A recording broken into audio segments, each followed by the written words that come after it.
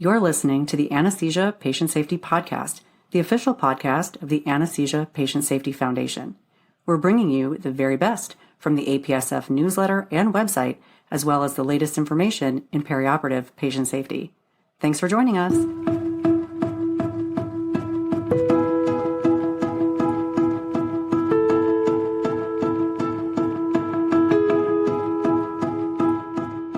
Hello, and welcome back to the Anesthesia Patient Safety Podcast. My name is Alli Bechtel, and I'm your host. Thank you for joining us for another show. We are continuing to explore the awesome articles from the June 2023 APSF newsletter. When was the last time you administered an opioid or ordered opioids for postoperative pain control? For many anesthesia professionals, this is something that we do on a routine basis. There are also some very important anesthesia patient safety considerations related to opioid medications that we are going to discuss today. Before we dive into the episode today, we'd like to recognize Medtronic, a major corporate supporter of APSF. Medtronic has generously provided unrestricted support to further our vision that no one shall be harmed by anesthesia care. Thank you, Medtronic. We wouldn't be able to do all that we do without you. Our featured article today is Opioid-Induced Respiratory Depression Beyond Sleep-Disordered Breathing by Toby Weingarten. To follow along with us, head over to apsf.org and click on the newsletter heading. First one down is the current issue. Then scroll down until you get to our featured article today. I will include a link in the show notes as well. Before we get into the article, we are going to hear from the author. Here he is now. Hello, my name is Toby Weingarten, and I'm a professor of anesthesiology at the Mayo Clinic in Rochester, Minnesota. To kick off the show today, I asked Weingarten why he is so passionate about this topic. Let's take a listen to what he had to say. I have been researching postoperative respiratory depression for many years, and our team has found surprising but consistent patterns of how and when respiratory depression develops. I strongly believe that by sharing our observations, the anesthesia community can help patients have a safer perioperative course. Thank you so much to Weingarten for contributing to the show today and for sharing what you have learned from your research. Before we get into the article, we are going to head back in time and into our APSF archives. The call to action started over 10 years ago when the APSF stated that no one should be harmed by opioid-induced respiratory depression in the postoperative period. Check out the fall 2011 APSF newsletter article by Wanger and Lee. No patient shall be harmed by opioid-induced respiratory depression. I will include a link to this article from our archives in the show notes as well. This article summarizes the proceedings from the APSF Multidisciplinary Conference, Essential Monitoring Strategies to Detect Clinically Significant Drug-Induced Respiratory Depression in the Postoperative Period. That was held in June 2011. At this conference, participants were asked the following questions. 1. Should electronic monitoring be utilized to facilitate detection of drug-induced postoperative respiratory depression? And 2.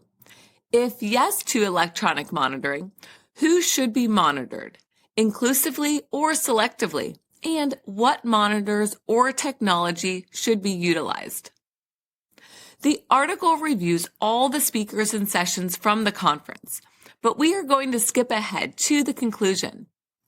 The conference attendees reached the following consensus. Continual electronic monitoring should be used for inpatients receiving postoperative opioids. Pulse oximetry is likely the most reliable and practical when patients are not receiving supplemental oxygen. For patients receiving supplemental oxygen, capnography may be necessary to detect hypoventilation.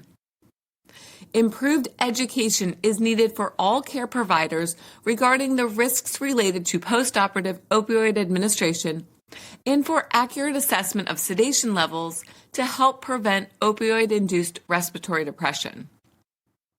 If resources are limited, a staged postoperative monitoring implementation may be necessary, starting with the highest risk patients first, but with the goal for universal postoperative monitoring for patients receiving opioids. Keep in mind that risk stratification alone will not prevent postoperative opioid-induced respiratory depression. Now that we have seen where we were in 2011, let's turn our attention back to the featured 2023 article. Since then, research studies have established the link between obstructive sleep apnea, or OSA, and adverse events following opioid use in the postoperative period. The response from the American Society of Anesthesiologists included updated practice guidelines in 2014 for perioperative management for patients with OSA, recommending screening for OSA, continuing OSA therapies, including continuous positive airway pressure, or CPAP, during the postoperative period, and adjusting the anesthetic management and postoperative monitoring if needed for patients with OSA. However, this remains an ongoing problem, and the rates of severe postoperative opioid-related respiratory depression have remained constant. There is some good news, though, since recent studies have provided further knowledge about identifying patients at highest risk for opioid-induced respiratory depression beyond screening for OSA, and about when and how this happens so that we can implement improved postoperative monitoring strategies going forward. Now let's take a closer look at the characteristics of patients who are at high risk for opioid-induced respiratory depression. We know that there is an association between opioid-induced respiratory depression and OSA. Research studies at the Mayo Clinic evaluated administration of naloxone on postoperative wards as a way to study severe events related to opioid-induced respiratory depression. The studies revealed that patients with a history of OSA or patients who screened positive for OSA had 2 times the risk for developing severe postoperative respiratory depression following opioid administration.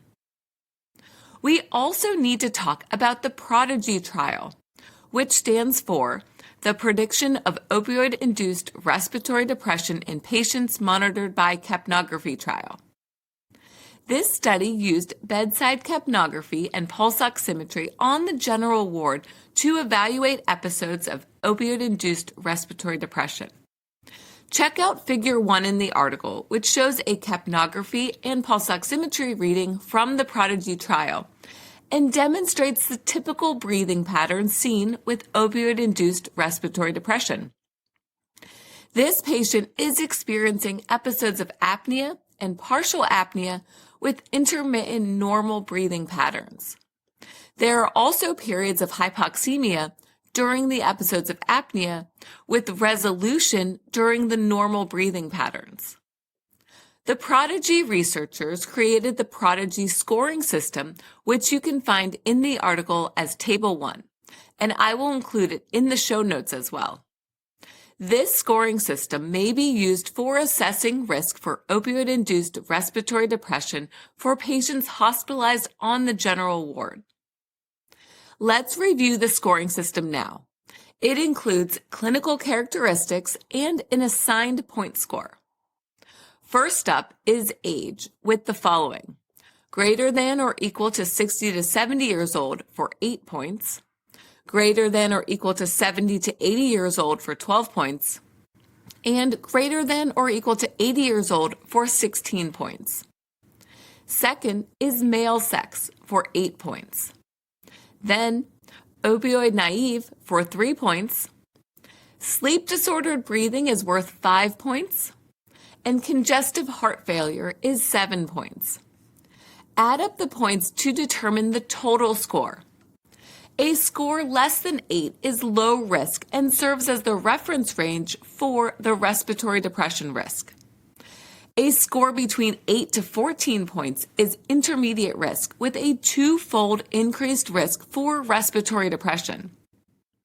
A score that is greater than or equal to 15 points is high risk with a six-fold increased risk for respiratory depression following opioid administration. The Prodigy trial helped to identify patients at high risk for opioid-induced respiratory depression. Be on the lookout for patients with OSA and other sleep-breathing disorders, older patients, male sex, congestive heart failure, and opioid naivety. Weingarten points out that a weakness of the Prodigy trial is that many of the 46 factors that were evaluated in the study were specific diagnoses, and some were just too rare to adequately examine. For example, amyotrophic lateral sclerosis. Going back to the Mayo Clinic studies, these studies looked at organ system disease and the associated risk. The studies revealed that cardiovascular disease, OSA, and debility more than doubled the risk for opioid-induced respiratory depression. The presence of central neurologic disease was found to quadruple the risk. Anesthesia professionals should be aware that patients with OSA, increasing age, disease burden, and debility are all risk factors in order to keep patients receiving opioids safe following anesthesia care. And I will include these citations in the show notes as well. Now, let's turn our attention to the perioperative course and its impact on respiratory depression. Patients undergoing longer and more invasive procedures are at higher risk for respiratory failure.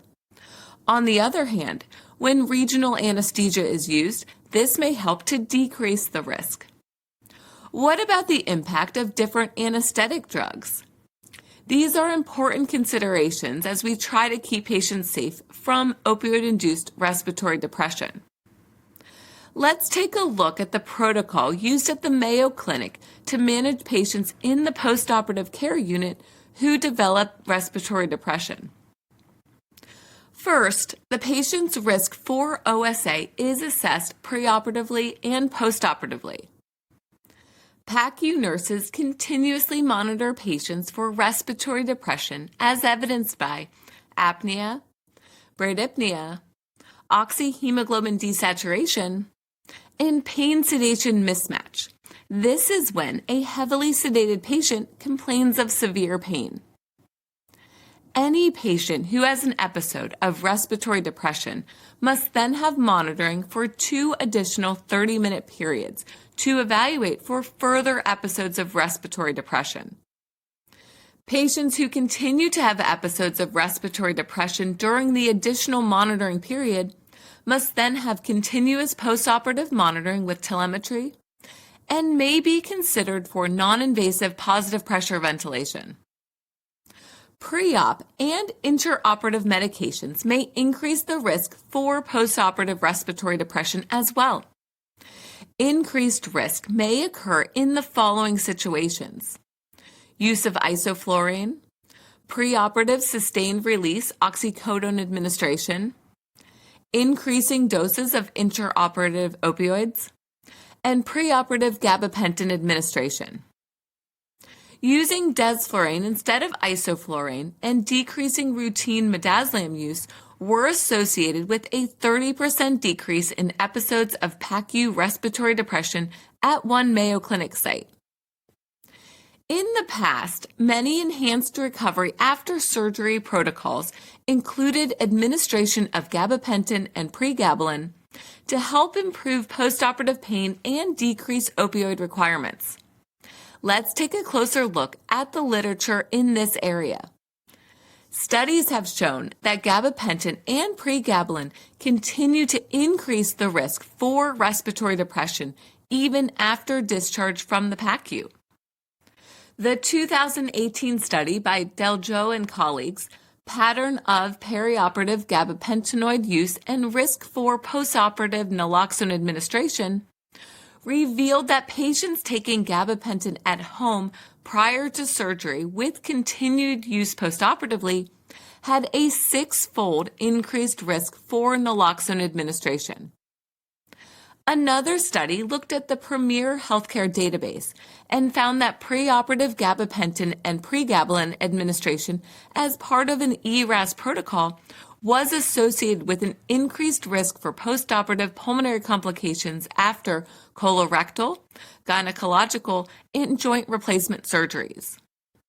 In addition, the Federal Drug Administration, or FDA, has issued a black box warning that administration of gabapentin or pregabalin with other sedative medications increases the risk for severe respiratory complications. We must also consider that both of these medications only provide weak analgesia benefits when used during surgery, combined with the potential for opioid-induced respiratory depression.